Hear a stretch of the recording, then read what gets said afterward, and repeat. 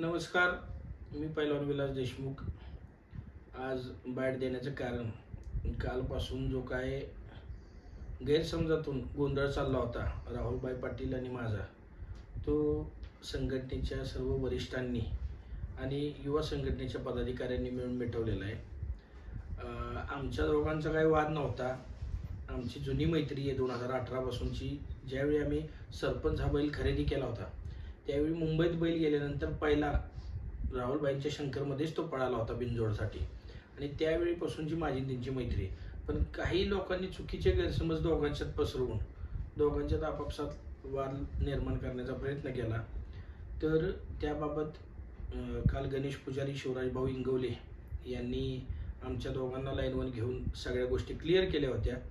त्याच पद्धतीनं उदयदादा शेवाळे आबा, संदीप भाई माळी, वकील आबा रामभाऊ टाकळकर, त्याच पद्धतीनं प्रदीप नाना पाटील, मांगडे तात्या, दत्ताभाऊ गायकवाड, अमोलदादा गायकवाड, ही सगळी मंडळी असतील। मुंबईतनं विजू शेठ खानवकर, DSP वाले रवींद्र पवार, अभिषेक पवार असतील, मुंगाजी शेठ, सोनू भूपतराव, ही सगळी लोक संदीपबाईंच्या बरोबर, ती सगळी लोक त्यांनी काल माझ्याशी संवाद साधला।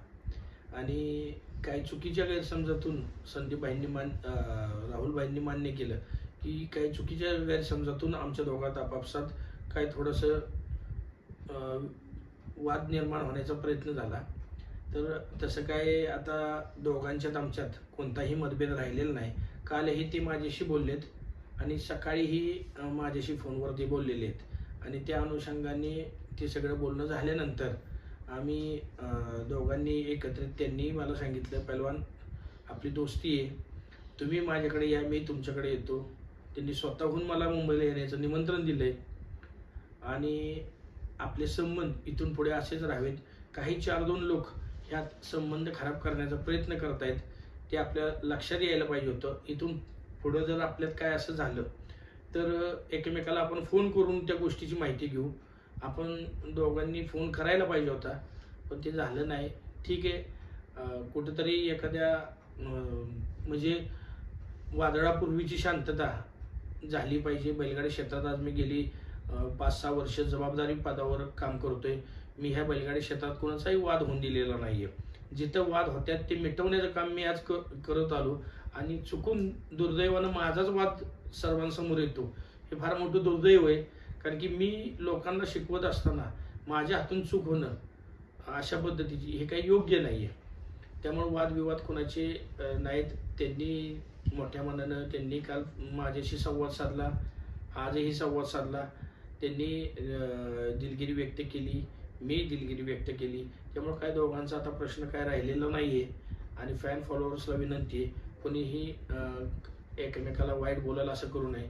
थोडंसं त्यांनी काल बोलताना कोणाच्या इज्जत येऊ किंवा पैलवान घेऊ बोलण्याचं त्यांनी थोडंसं नव्हतं करायला पाहिजे, ते त्यांना नंतर लक्षात आलं, आणि त्यामुळं हा वाद थोडासा तीव्रता ह्यात निर्माण झाली। पण आजपासून कोणताही वाद आमच्यात राहिलेला नाही।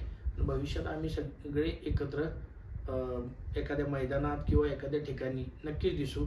त्यामुळं जी बैलगाडी मालक चालक यांच्यावर संबंध महाराष्ट्रातील बैलगाडी मालक चालक जे माझ्यावर प्रेम करतात, त्या सगळ्यांचा मी म्हणजे हे सांगू इच्छितो की तुम्ही सगळे कालही माझ्याबरोबर होता। कालपासून बरेच लोकांचे फोन आले, आजही माझ्याबरोबर आहे आणि उद्याही माझ्याबरोबर राहाल। आणि आमच्या दोघांनाही आता राहुलभाईंना प्रवक्तेपदी त्यांची निवड झाली आहे मुंबई कमिटीवर, त्याबद्दल त्यांना शुभेच्छा। आणि त्यांनी इथून पुढं काम करत असताना जिथे माझी मदत लागेल तिथे मला आवाज द्यावा, 100% मी त्यांना मदत करेन। संघटनेचं काम असंच दोघंही चालू ठेवू, एवढी सदिच्छा। धन्यवाद।